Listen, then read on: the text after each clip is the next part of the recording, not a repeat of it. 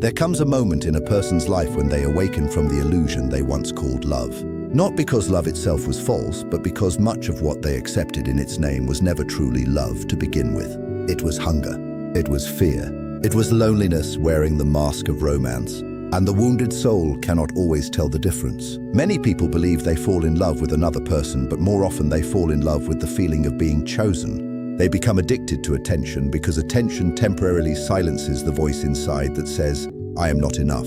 So they chase affection the way a starving man chases bread. They confuse emotional intensity with emotional truth. They mistake obsession for connection, dependency for devotion, and chaos for passion. But healing changes this. A healed person begins to see through the illusions that once controlled them.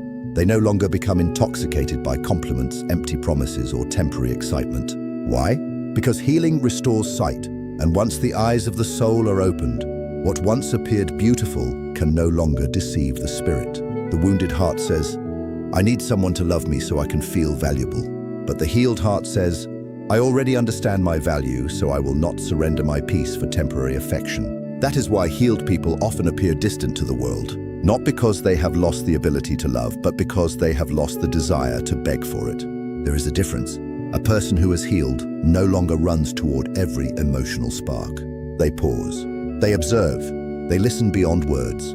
They have learned that charm can hide manipulation and attention can hide emptiness. Pain taught them what excitement never could. You see, the unhealed soul often falls in love quickly because it is searching for rescue. It hopes another person will heal wounds they did not create. And in that desperation, they ignore red flags, betray their own boundaries, and abandon themselves for the sake of keeping someone close. They fear losing others because they have never learned how to keep themselves. But healing teaches a person how to stay with themselves in silence, to sit with their loneliness without running from it, to face their inner emptiness without demanding another human being fill it. This changes everything. Because once someone becomes emotionally whole, they stop treating relationships like medicine. And this is where many misunderstand the healed individual. People say, "You have changed. You don't love the same anymore." And they are correct. The healed person does not love the same anymore because they no longer love from desperation. They no longer give their heart away simply because someone showed interest. They no longer mistake being desired for being valued. Now they ask deeper questions. Does this person bring peace or confusion? Do their actions match their words? Can they respect boundaries? Do they love consistently or only when convenient? These questions are not signs of emotional coldness. They are signs of awakening. A healed person understands something most people spend their entire lives avoiding. Not every connection deserves access to your soul. Some people enter your life not to love you, but to consume your energy, your kindness, your innocence, and your ability to see good in others. The healed soul learns to recognize this before attachment blinds them. And perhaps the most painful part of healing is realizing how often you once accepted less than you deserved simply because you were afraid to be alone. Fear makes people tolerate what peace would never accept. So when a person heals, they stop chasing. They stop performing. They stop shrinking themselves to fit inside another person's emotional limitations. They no longer romanticize inconsistency. They no longer interpret mixed signals as mystery. They no longer call suffering passion. Instead, they begin protecting their inner world with great care, not because they hate love, but because they finally understand its sacredness. Real love should not require you to abandon yourself. Real love should not leave you anxious every night, questioning your worth every morning, and emotionally starving while standing beside someone who claims to care for you. The healed person understands this deeply, and because of that understanding, they may appear harder to reach. But in truth, they are simply no longer available for illusions. What many call falling in love is often falling into unconscious patterns created by childhood wounds, unmet emotional needs, and the fear of abandonment. Healing interrupts those patterns. It forces a person to become conscious, and once consciousness enters the soul, blind attachment loses its power. So yes, healed people may no longer fall in love the way they once did. But perhaps that is not a tragedy. Perhaps it is the first time they are finally capable of real love. One of the greatest transformations that occurs within a healed person is not merely that they think differently about love, but that they no longer fear being alone. And this changes the entire structure of their emotional world. Most people do not enter relationships because they have discovered love. They enter relationships because they are running from themselves. Silence terrifies them. Solitude feels unbearable. The empty room at night becomes a mirror, and within that mirror they encounter the parts of themselves they have spent years trying to escape. So they search for someone, anyone, to distract them from their inner unrest. This is why so many relationships are built not upon connection but upon mutual avoidance. Two wounded souls meet, not because they are whole, but because they are equally afraid of loneliness. They cling to one another like drowning people in the sea, believing attachment will save them from themselves. But fear cannot create lasting love. Fear only creates dependency, and dependency is often mistaken for devotion. The unhealed person says, "I cannot live without you," believing this to be romantic. But there is nothing romantic about losing yourself inside another human being. Love should deepen your identity, not erase it. Yet many people surrender their individuality for the comfort of emotional attachment. They abandon their dreams, their boundaries, their peace, and sometimes even their dignity simply to avoid being alone. Why? Because loneliness exposes what distraction conceals. When a person finally begins the painful journey of healing, they are forced into confrontation with themselves. There is no escaping it. Healing demands solitude because only in silence can a person hear the truths buried beneath noise. The healed individual has sat alone with their pain. They have faced the memories, the rejection, the abandonment, the betrayal, and the emptiness they once tried to numb through relationships.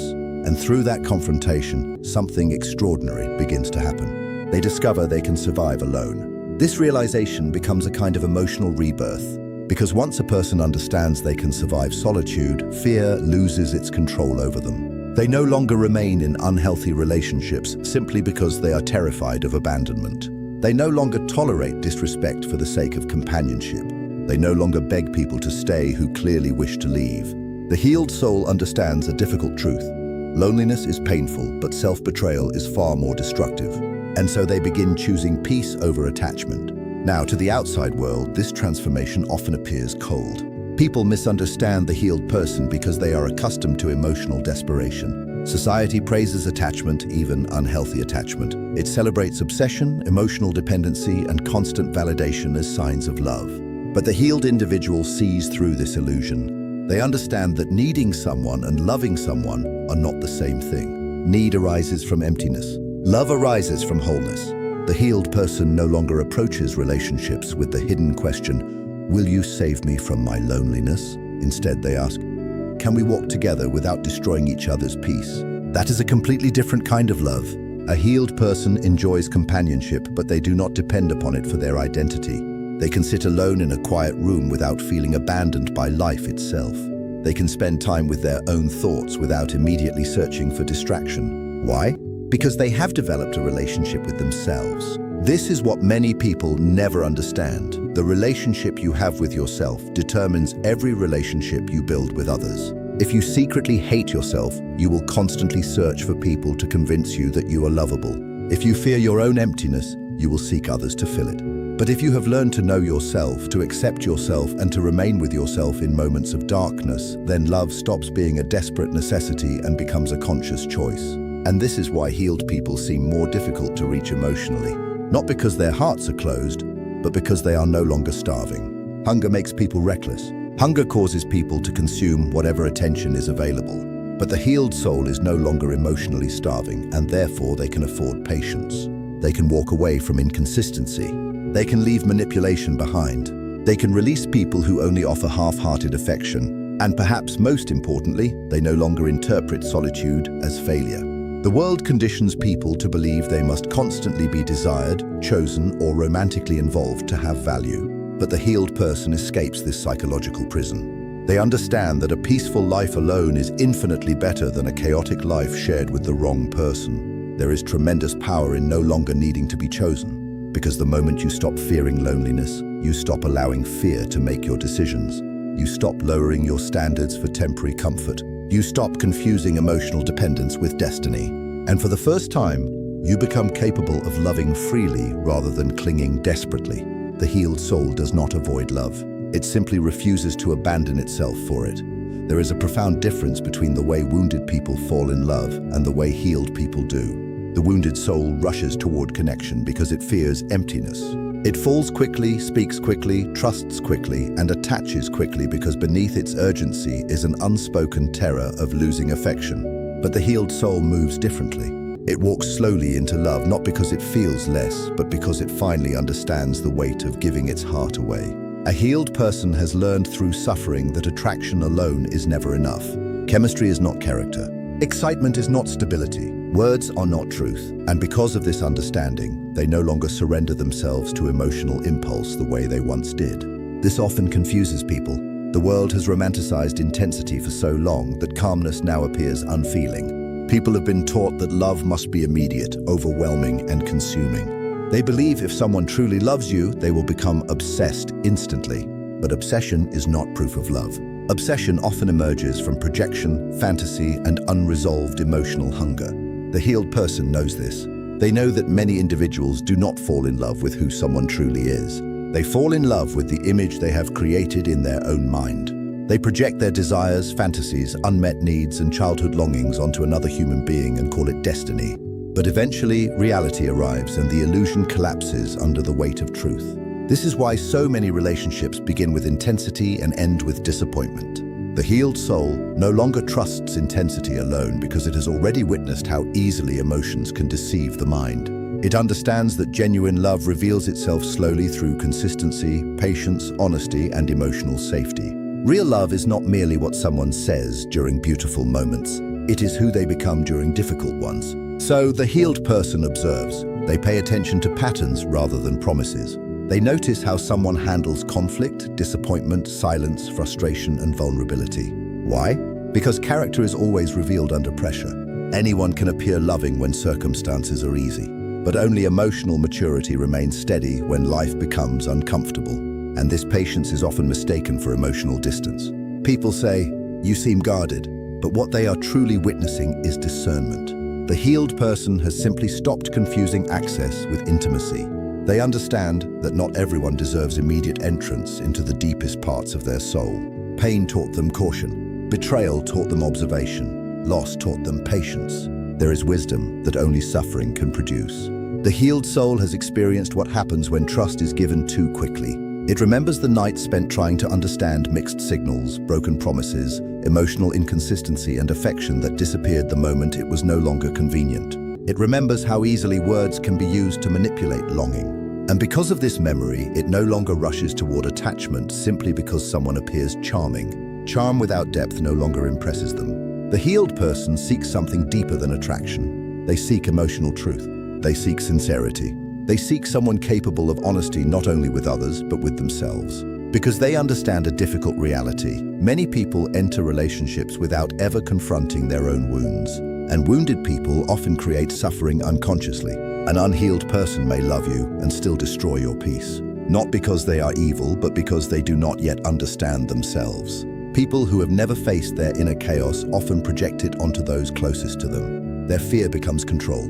Their insecurity becomes jealousy. Their emptiness becomes emotional dependency. Their unresolved pain quietly poisons the relationship while they remain unaware of its source. The healed soul recognizes this now. That is why they take time before fully opening their heart. They are not searching for perfection. They understand human beings are flawed creatures filled with contradictions, but they are searching for awareness. A healed person values self-awareness more than perfection because awareness creates accountability, growth, and emotional responsibility. And so they move carefully, not out of fear, but out of respect for the sacredness of love itself. When they finally choose someone, it is no longer based solely upon physical attraction or emotional excitement. It is because they have witnessed consistency over time. They have seen integrity. They have seen emotional stability. They have seen kindness that does not disappear during inconvenience. This kind of love develops more slowly, but it reaches far deeper. The healed person no longer desires temporary emotional highs. They desire peace. They desire trust.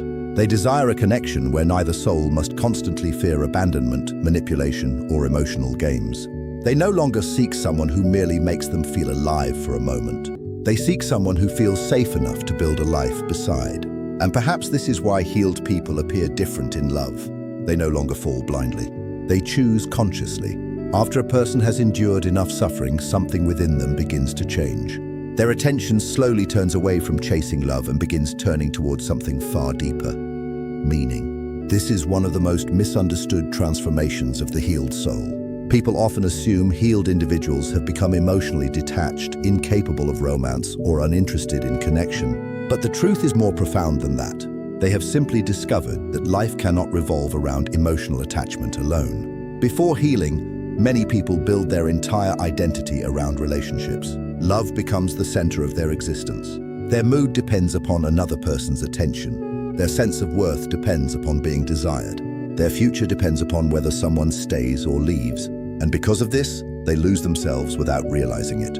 They stop asking, "Who am I becoming?" and instead ask only, "Who will love me?" But suffering has a strange way of awakening the human spirit.